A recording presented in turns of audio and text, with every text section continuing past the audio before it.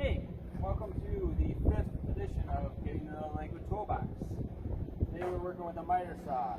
Always make sure when you're moving any tool, you unplug it from its power source, and when you're using a tool, plug it into a reliable power source.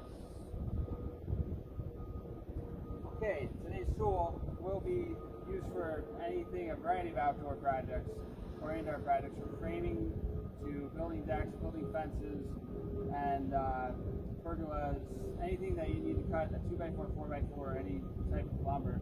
So today we have a 2x4 treated lumber. Really easy.